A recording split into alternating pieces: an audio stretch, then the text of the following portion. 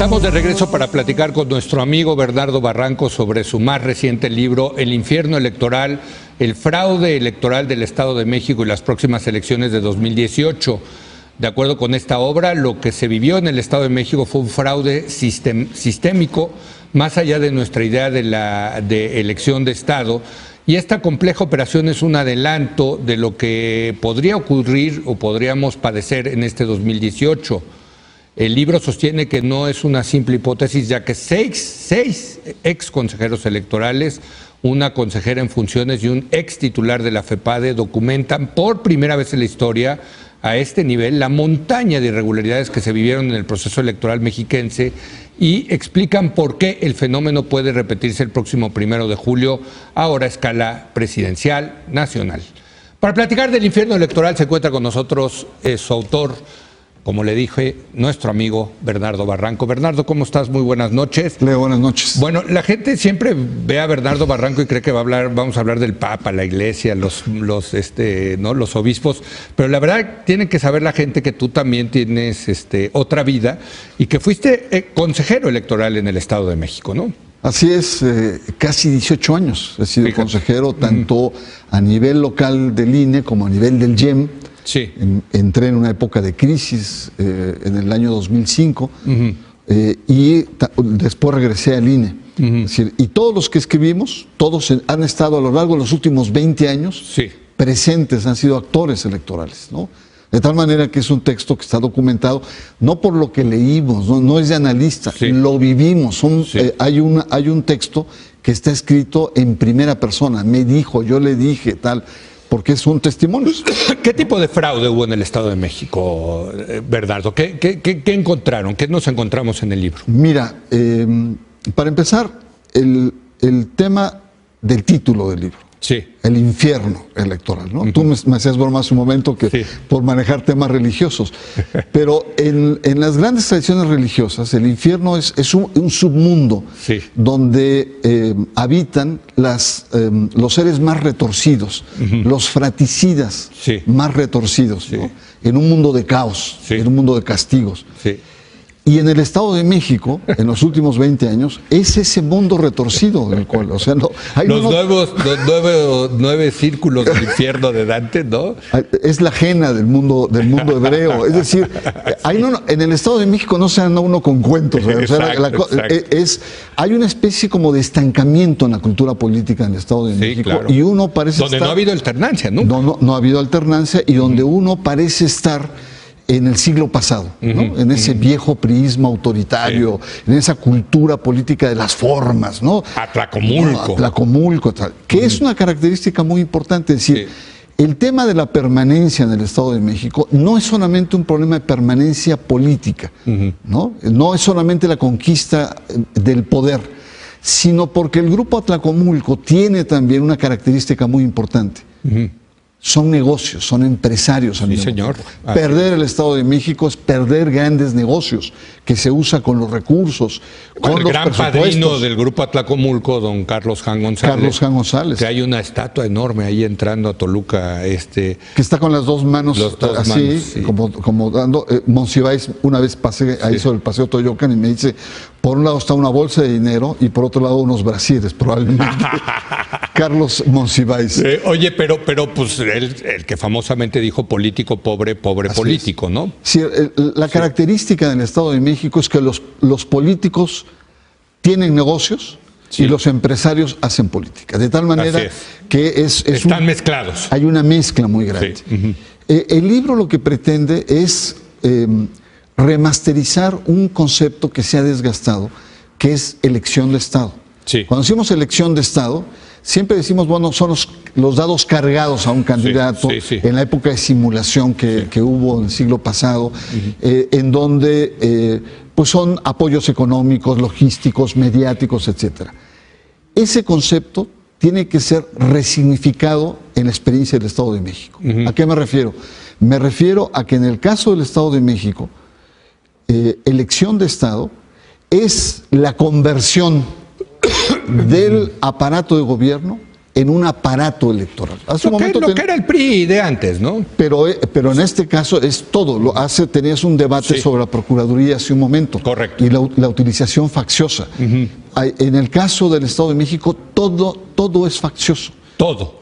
Desde... O sea, el gobierno se convierte en maquinaria electoral y el PRI es un brazo de esa maquinaria electoral. Y que todo lo hace para favorecer a su candidato, donde no hay equidad posible. Sí. Entonces, guerra sucia. Hubo guerra sucia en el Estado de México. Claro, Veamos cómo le fue a Josefina Vázquez Mota con los dineros de migrantes. Bueno, no, pero deja tú eso. La PGR la acusó a su familia de lavado de dinero, comenzando la elección, y 3 meses después dijo que no. Aclaró que no se estaba investigando. Y eso laminó totalmente. También a la profesora Delfina Gómez, no le fue con unos salarios, etcétera. Es decir, toda la maquinaria está ahí. Son los secretarios que se dividen por zonas, por territorios, por distritos. Son los funcionarios, camionetas, equipos de cómputo, dinero ilimitado. ¿No? Del presupuesto público, pero también dinero que no sabemos de dónde viene y que ahora estamos empezando a descubrir, ¿no? El hilo negro de dónde viene. Ahora, te van a decir mucha gente que los que escribieron este libro, pues ustedes eran los consejeros, ¿por qué no dijeron nada? ¿Por qué ustedes eran el árbitro? ¿Por qué no sacaron tarjeta amarilla, tarjeta roja, en fin, ¿no? No, se hizo, pero fuimos o silenciados, fuimos presionados o fuimos chantajeados. Y te lo digo, por supuesto. A un consejero le compraron a su chofer que lo acusa de acoso sexual. A otro le dicen que es briago, en fin. Operación. Te compran. O sea, te llegan y... en bromitas o en serio. Oiga, ¿no le gustaría hacer su doctorado en París? Hombre, debería irse a su doctorado. Le podemos apoyar, le podemos ayudar con toda su familia. Tú no sabes, frente a esa situación, dónde está la broma, dónde está el principio. O, en mi caso, amenazaron a mi hijo. Por supuesto, sí no lo sabía, ¿verdad? No está acá, pero cuestiones de secuestro incluso. Es decir, en el Estado de México no nos andamos con cuentos. Pero ahí están las actas, ahí están los reproches, hay algunos medios que se atrevieron a decir lo que decíamos, de tal manera que este libro para muchos de nosotros es una denuncia seria de lo que padecimos durante más de 20 años y que el mismo grupo, Leo, es el que está ahora en el poder. Sí, claro, a nivel nacional. Es la misma lógica. Entonces, ya muchos elementos lo estamos viendo. Recordemos MITS. El último acto de precampaña lo hizo en Tlalnepantla con Alfredo del Mazo y con Erubiel Ávila y dijo, me voy a inspirar en el triunfo del Estado de México para ir con todo y duro. ¿Qué significaría eso, Bernardo? A ver, o sea, en la práctica, ¿con qué tácticas vamos a ver al Estado mexicano, al gobierno federal, pues ahora sí que abocado en su totalidad que gane MIS? Por supuesto. Mucho dinero. Por supuesto. Ahora, yo he escuchado, pueden comprar una elección en el Estado de México, pero ya comprarla a nivel nacional está cañón, ¿no? O sea, pero hay que ver cómo... No sé si les alcanza el dinero, ¿no? Hay que ver cómo se están comportando a nivel de gobernadores, ¿no? Y cómo se han comportado, y muchos cómo están en la cárcel con tantos recursos que han desviado. Mira, ya hay signos de este infierno electoral. El vocero de la presidencia hace unos días dijo, vamos con los programas sociales. No se puede interrumpir el apoyo a la pobreza. Tenemos un sistema sólido que está blindado frente a los procesos electorales. ¿Qué significa? Que los programas sociales, como en el Estado de México, fueron quizá el instrumento más importante en la compra y coacción del voto. Ahí está uno. Dos, a ver, pero déjame hacer una pausa y vamos a regresar con Bernardo Barranco para que nos expliques el modus operandi. A mí me interesa muchísimo porque qué pasó en el Estado de México y qué puede pasar a nivel nacional, ¿no? Regresamos en un momento más.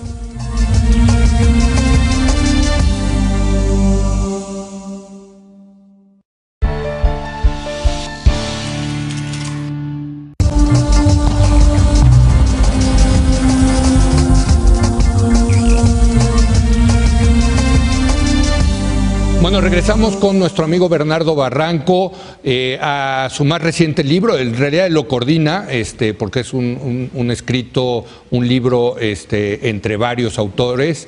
Se llama El infierno electoral. Y bueno, Bernardo, nos estabas contando, es un libro sobre el presunto fraude electoral, la elección de Estado, en fin, cómo se operó en el Estado de México la elección, la última elección de gobernador y cómo lo que podría ocurrir este 1 de julio. Pero entonces yo quisiera que nos digas el modus operandi. Sí, mira, habíamos conversado en el segmento pasado que se requiere mucho dinero. Mucho dinero. Mucho dinero. Sí. Orientación de los programas sociales como un instrumento de la compra y coacción de voto, la complicidad de los órganos electorales, los tribunales, ¿no? Y el Congreso. Y la mezcla de todo esto, estos grandes recursos con todo el aparato gubernamental, hacen sobre todo, porque las elecciones son muy cerradas últimamente, entonces todos los pequeños detalles pueden ser significativos en un triunfo o en una derrota. Incluso los candidatos independientes fueron en un momento dado instrumento para dispersar el voto o empujar a un candidato de manera artificial, como se presume en el caso del PRD, que también restó votos a Morena. Vamos con algunos modus operandi. Vamos con los programas sociales. Los programas sociales son cantidades millonarias, son más de 1.500 millones de pesos al Estado de México en diferentes programas. ¿Son programas federales y locales? Son dineros que la Federación le da al Estado de México, además de otros programas federales. Pero los programas son estos locales, digamos, son estatales, locales. Del Estado de México. El Congreso, antes del proceso electoral, estableció que de los 97 programas sociales, 63 no se iban a interrumpir por los procesos electorales. Les entró un celo tremendo por ayudar a los pobres, ¿no? Bueno, entonces lo representó el 70% de los programas iban a seguir. INCIDE, de Clara Hutchinson, una asociación civil, hizo un estudio de esos 30 programas, de cómo se manejaron. Y fue un desastre. No había contabilidad, no había registro, era discrecional, fue realmente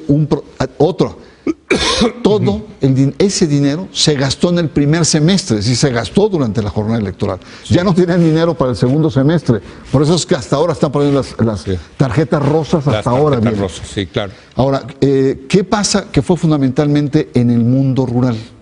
Donde el PRI barrió, por cierto. Tú lo has señalado acá. En el mundo, en las zonas pobres rurales, tuvieron votación de hasta 70%, Leo. Ni Suiza los tiene democráticos. Bueno, es el antiguo régimen, así eran las elecciones antes, ¿no? Entonces, eso te muestra, y otro dato que a mí realmente me conmueve, me indigna, es el hecho de que se condicionen esos apoyos. Del padrón que tienen de los beneficiarios, que son más de 100,000 beneficiarios en el Estado de México, 9,000, es decir, poco menos del 10%, fueron utilizados o fueron coaccionados para ser representantes de casilla por los partidos chiquitos aliados al PRI, sobre todo. ¿No? Estoy hablando de Nueva Alianza, el Verde, en ese momento Encuentro Social. Encuentro Social, que ahora está con Morena. Hicieron en ese momento, todos tenían representantes. Bueno, venían de ahí, de esos recursos. ¿No? Otro aspecto es la feminización del delito electoral. A ver, déjame ahí preguntarte con el tema de la utilización de programas sociales. ¿Cómo es la operación? Porque yo digo, bueno, ok, yo recibo este programa social, muchas gracias, recibo el saco de cemento, recibo la gallina, las despensas, etcétera, y luego me meto y voto como se me pega la gana. ¿Cómo hacer que efectivamente haya una coacción? O sea, que te obliguen a votar por el PRI, en este caso, recibiendo todos estos bienes. ¿Sí me entiendes? No, te entiendo perfectamente. Lo que pasa es que estás en un mundo muy pobre, iletrado, muy presionado, que está acostumbrado a ser coaccionado. Entonces muchas veces te dicen, acá está esta ayuda, ¿verdad?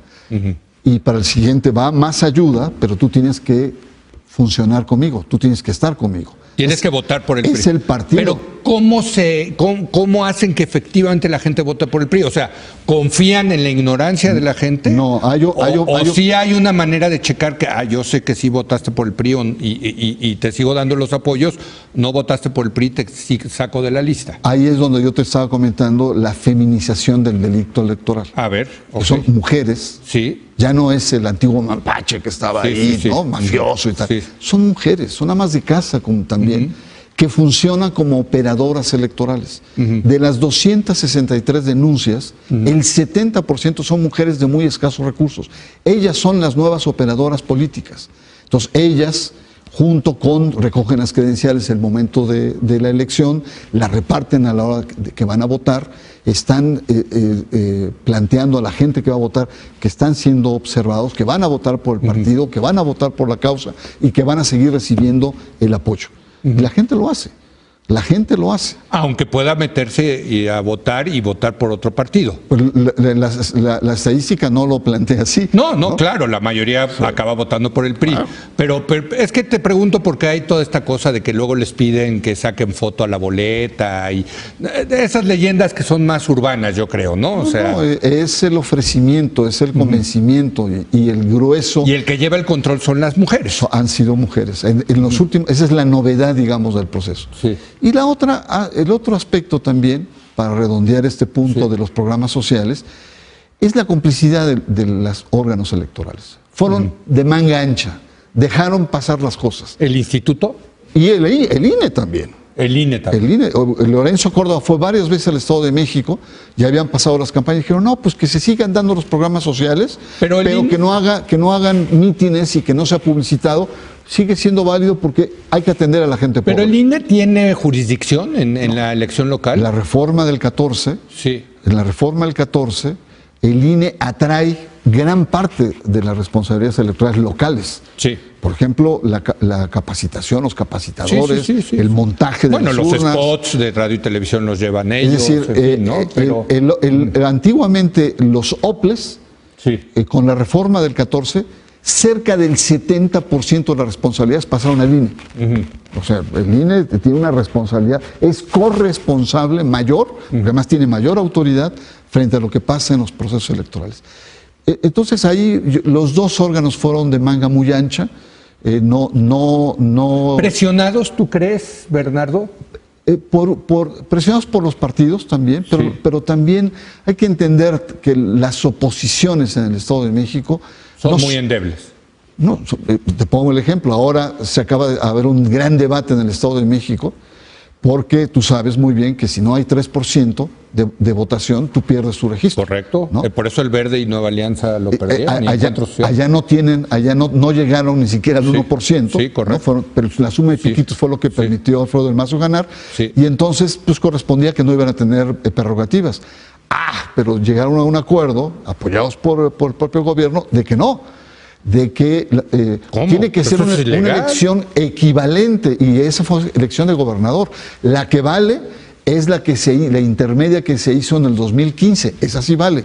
Pero bueno, y el tribunal no va a... Son argucias que se dan. Entonces, cuando hablamos de oposición en el infierno electoral mexiquense, pues estamos hablando de una danza dantesca. Bueno, ahora déjame ir a la otra parte del libro, que es esto se podría repetir a nivel nacional. Pero lo que estás diciendo es, el infierno electoral es el Estado de México porque tiene estas características muy particulares. Sí. Es el grupo Atlacomulco, ya lo dijiste, etcétera. Me parece, quizá que están estirando mucho la liga al decir que esto podría suceder a nivel nacional, porque afortunadamente la República Mexicana no es el Estado de México. Sí, claro. ¿No? Felizmente. Felizmente, y claro. Hay una sociedad civil, medios que pueden oponer. ¿no? Y es muy diferente lo que pasa en Baja California, en Yucatán, en fin. Pero la tentación está ahí y tenemos signos. Las declaraciones de MIT, inspirada en el Estado de México. Desde luego. La actuación de la PGR es otro signo. Eso sin duda. Y el anuncio que ha hecho Sánchez, el vocero de presidencia, es decir, no se detienen los programas. Es decir, hay una tentación. Si MIT logra dar el brinco y colocarse en un segundo lugar, ¿no? En las preferencias, yo creo que ahí sí podría operarse con características diferentes esta elección de Estado remasterizada. Ahora, tienen un gran problema, que antes esa operación la hacían los gobernadores y el PRI ha venido perdiendo muchas gubernaturas, ¿no? Exactamente. O sea, digamos, Peña Nieto llegó a ser presidente gracias a esta alianza de gobernadores. Y cruce de recursos. Claro, también. Desde luego. Él los ponía como gobernadores y luego los gobernadores le hicieron el favor de regresarle el favor para ser presidente. Sí, pero ya no tiene esa estructura regional. El PRI es el único partido que goza de un voto duro, fuerte, nacional. Sí, es correcto. Y ese voto duro, digamos, puede tener un rol. En el Estado de México, en un momento dado se pensó que era más de 1,5 millones, por ejemplo, ¿no? Es decir, sí está más complejo, pero tiene condiciones. Habría las condiciones para poder desarrollar. Yo lo que creo es que sociedad civil tiene que jugar un papel muy importante. La opinión pública tiene que jugar papel muy importante, el periodismo de investigación también, y sobre todo los órganos electorales. Y es ahí donde tengo yo grandes dudas en los órganos electorales, ¿no? En este momento, tanto a nivel de los OPLES, hay una gran crisis porque están colonizados por el sistema. Y este INE que no acaba de dar el estirón, es decir, sigue con ambigüedades. Yo creo que está pasando por la peor crisis de su historia, ¿no? Porque no tiene la credibilidad y se la tiene que ganar, se la tiene que ganar a pulso. Me queda tiempo para una pregunta más, Bernardo, y te la voy a decir porque me dejas deprimido, la verdad. No, te lo digo con toda honestidad porque nosotros fue la generación que nos tocó la transición a la democracia, el superar este tema del fraude electoral, el que haya pluralidad, el que haya más libertad, que efectivamente nuestro voto cuente y se cuente, ¿no? Y regresaron con un libro así, decir, oigan, pues resulta que esta realidad, que se nos está metiendo otra vez el viejo régimen al nuevo régimen, me deprime. Te lo digo con toda honestidad, ¿verdad? No, pues imagínate yo que he estado 18 años metido ahí. Pues sí. Cuando he conversado con intelectuales, académicos, tuve una reunión con varios académicos y uno de ellos muy experto, Alcocer, en temas electorales. Digo, perdón, Sergio, Jorge. Jorge me dijo, Bernardo, esto es como un déjà vu. Sí. ¿No? Claro que es un déjà vu. Sí. El problema es dramático porque o no hemos avanzado y todas las reformas y todas estas luchas no han servido de nada, ¿no? Han sido debilitadas, digamos, por la conformación del poder, o estamos en un proceso de regresión. Y el libro lo que quiere es llamar la atención de que estamos en un gravísimo peligro de regresar, de ser regresivos. Y que por lo tanto esto que está aquí está documentado por gente seria, por gente estudiosa, por profesionales y ciudadanos ejemplares, es algo que puede venir. Es decir, estamos, podríamos decir, parafraseando con el título del libro, a las puertas del infierno, si no nos cuidamos. Hijo, Bernardo, qué barbaridad. Mejor ven a hablar de religión, mano, ¿no? Reconozco que estuve escatológico esta vez. No, pero bueno, pues es lo que es y lo que me parece que tiene más valor del libro es que es el testimonio de las autoridades electorales. Así es. De gente que estuvo ahí metido, ¿no? Y que como tú dices, los chantajearon, los presionaron, ¿no? O sea, esta es la parte real que luego no se ve en los medios de comunicación. Gracias, Bernardo. No, al contrario. Gracias por haber venido. Muchas gracias. El libro es El infierno electoral. Aquí termina la edición de hoy. Muchas gracias por habernos acompañado.